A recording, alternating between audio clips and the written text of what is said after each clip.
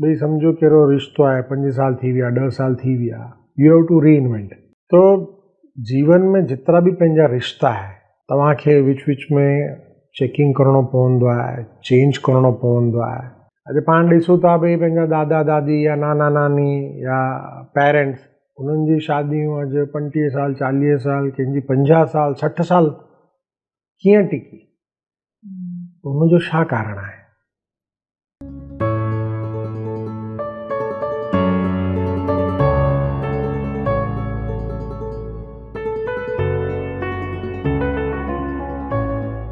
नमस्कार।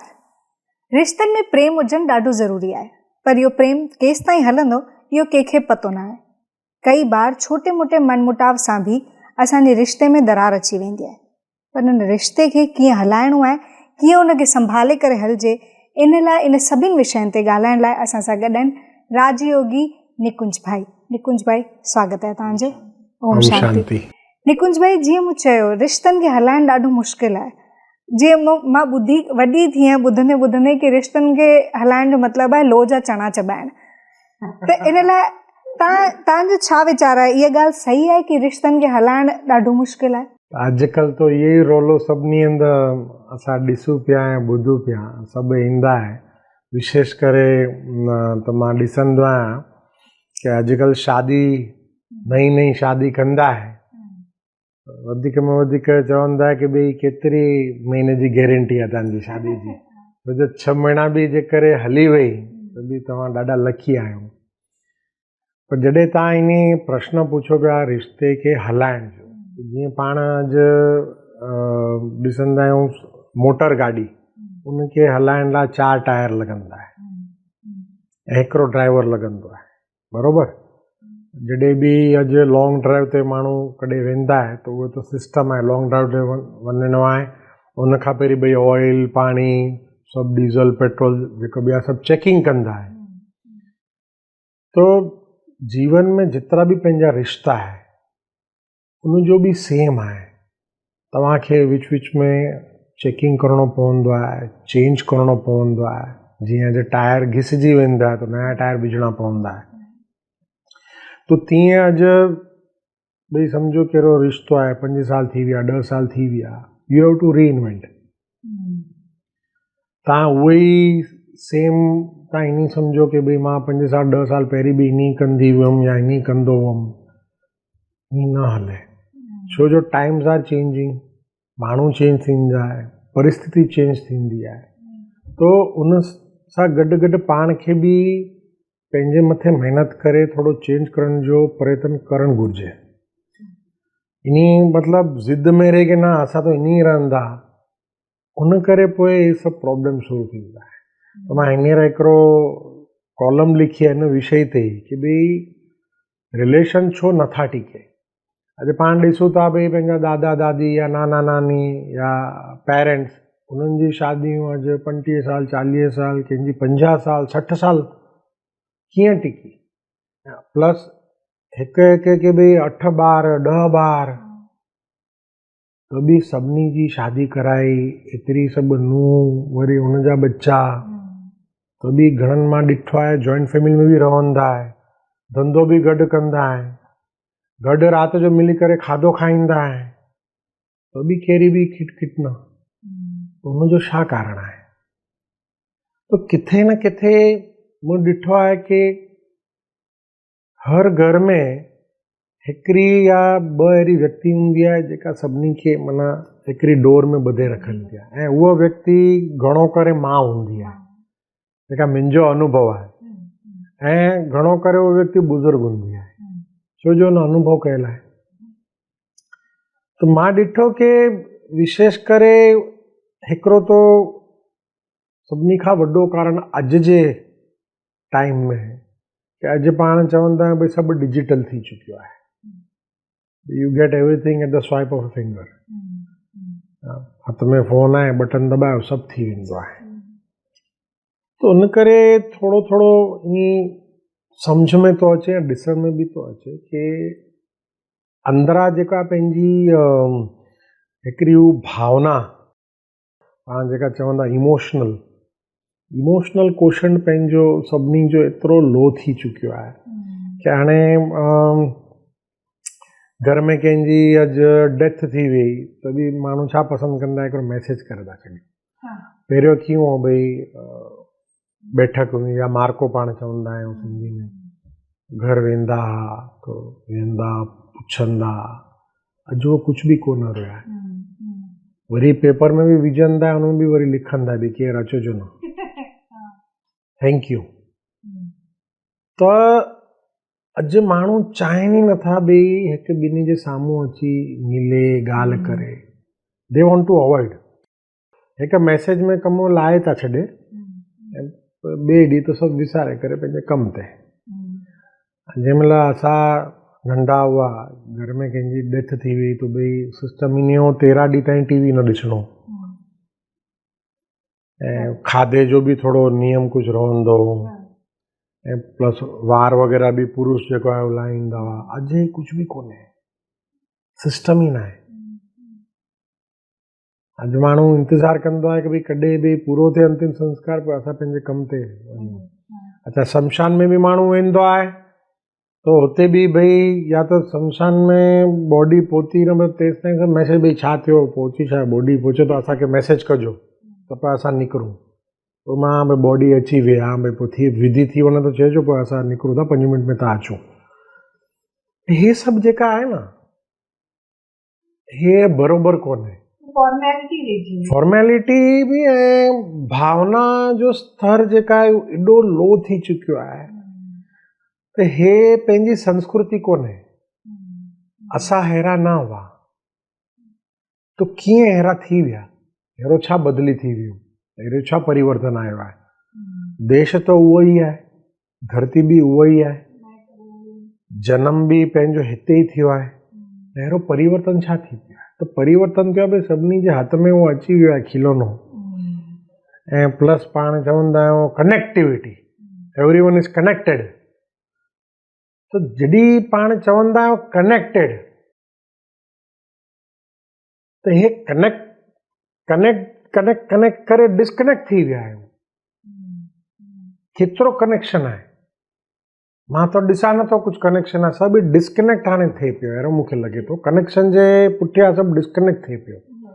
त हे जेका आहे न, थोरो सभिनी खे इन जे मथे सोचणु खपे। भाई जी, अगरि मां तव्हां खां पुछां 4 कारण ॿुधायो रिलेशनशिप जे ख़राब थियण जा। कारण त इलाही जाम आहे, पर जीअं मां चयो कि हिकिड़ो ही बि कारण आहे कि too much of digital dependency and too much of technology and hesitancy जेका पंहिंजे अंदरि आहे कि हिकु ॿिन्ही जे साम्हूं अचणु नथा चाहिनि। उनखे अॼु जी मॉडर्न भाषा में चवंदा आहियूं सोशल डिप्रेशन। सोशल थियण ई नथा चाहे माण्हू, ॿाहिरि अचण ई नथा चाहे, पंहिंजे घर मां ॿाहिरि ई न अचिणो आहे। हिकिड़ो ई जाम ॾाढो वॾो कारण आहे। सेकेंड रीज़न मां ॾिसंदो आहियां कि थोरो विशेष करे यंग जनरेशन में, उनमें बि विशेष मां ॾिसंदो आहियां छोकिरियूं आहिनि, उन्हनि खे जेका इंग्लिश में चवंदा आहियूं वल्नरेबिलिटी, थोड़ी पाण शुद्ध भाषा में चवंदा थोड़ी असुरक्षा जी भावना या इनसिक्योरिटी, कि भई मुंहिंजी हाइट अहिड़ी आहे, या मुंहिंजो रंग थोरो सांवरो आहे, मां त फलाणी वांगुरु, मुंहिंजी साहेड़ी वांगुरु त मां गोरी न आहियां, अलाए मूंखे कीअं मतिलबु केरु पसंदि कंदो की न कंदो।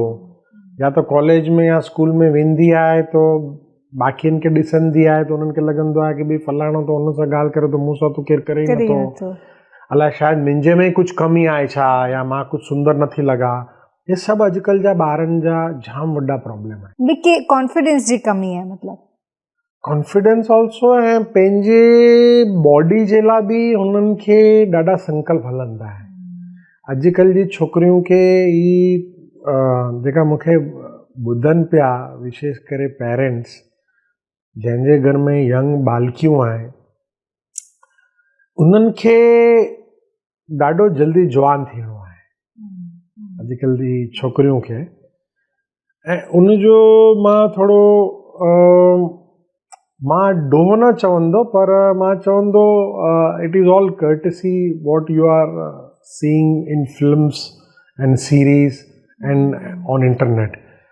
छो जो उहे ॾिसंदा आहे कि भई अॼुकल्ह जी हीरोइनूं कहिड़ा कपिड़ा पाईंदी आहे, कहिड़ा वार ठाहिया आहे, कहिड़ा मेकअप था करे। मां ॾिसंदो आहियां कि नंढी नंढी बालकियूं 7-8 साल जी बि हाणे रियलिटी शो ॾाढा हलनि पिया, त हुन में वेंदी आहे त हुन में त मेकअप त करिणो ई पवंदो आहे, हर डांस परफॉर्मेंस जे लाइ अलॻि अलॻि लुक। हुन में छा थींदो आहे कि बालकियूं नंढी एज में उन्हनि खे जवानी जो अनुभव मिली थो वञे, त ॿुद्धीअ सां छा आहे उन्हनि जे अंदरि उहो जवानी जो नशो जाम चढ़ी थो वञे। हीअ बराबरि कोन्हे। हुनजो जेको बचपन आहे वो बचपन पाण complete we are killing that बचपन। उन करे छा थींदो आहे कि 7-8 साल जी उमिरि में जेका इनोसेंस हुजणु घुरिजे उहा इनोसेंस ई कोन्हे। 7-8 ईयर्स जी बालकियूं एडल्ट वांगुरु बिहेव करे थी। तो हे जेको रीज़न आहे उन करे छा थींदो आहे कि उनखे ॾाढी नंढी एज मां शी स्टार्ट सीकिंग अटेंशन, ऐं जेकरे उहो अटेंशन न मिलंदो आहे त उनखे थोड़ी सेमी डिप्रेसिव स्टेज में हू हली थी वञे बालकियूं। ऐं छोकरनि जो बि मां ॾिठो आहे कि घणनि जो मां ॾिठो आहे कि भई दे उन्हनि खे मूंछ नथी अचे या वार जो या अमुक प्रकार जो लुक,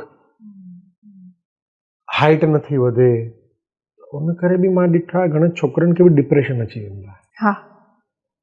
ऐं अॼु मूंखे त यादि कोन्हे, असां 15-16 साल जा थिया हुआ तेसि ताईं तो असां गोगल्स ॿुधो न हो, सन ग्लासिस। पर अॼुकल्ह जा ॿार 7-8 साल जी उमिरि में अलॻि अलॻि प्रकार जा ब्लू, ग्रीन, सिल्वर सभु गोगल्स था पाइनि, अलॻि अलॻि उन्हनि जा सभु कपिड़ा जूता।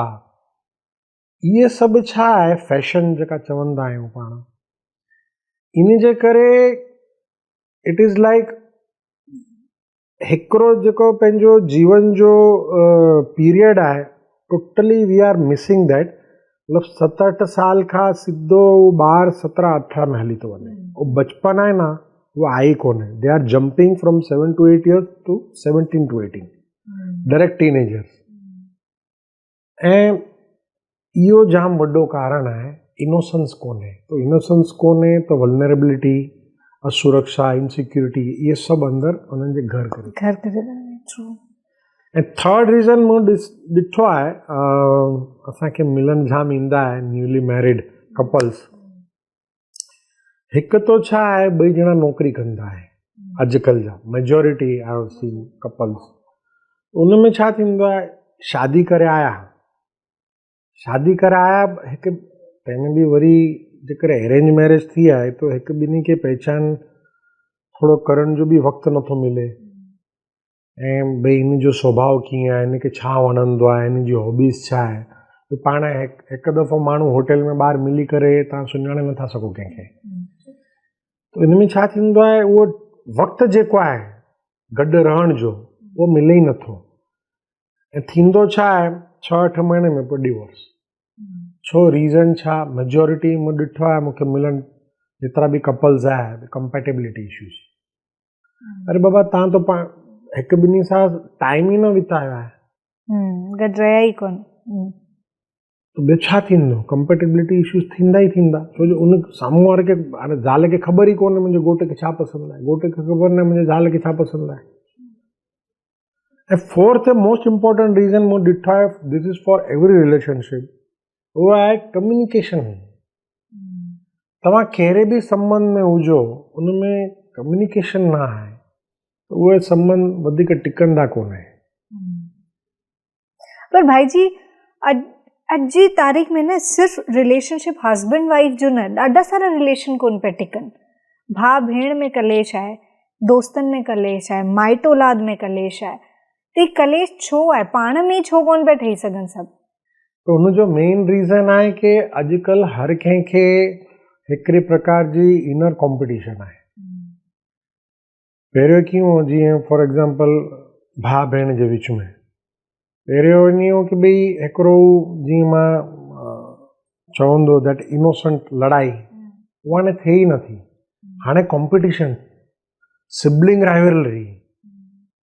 मूंसां हिकिड़े यंग मदर उहा कंदी आहे पॉडकास्ट, उन मूंखे प्रश्न पुछियो पियो, हुनजा 2 ॿार अथसि, चयो हिननि जे विच में लड़ाई थींदी आहे, मतिलबु इट इज़ प्योर लड़ाई, विनिंग और लूज़िंग, एतिरो एग्रेसिव लड़ाई कंदा आहिनि।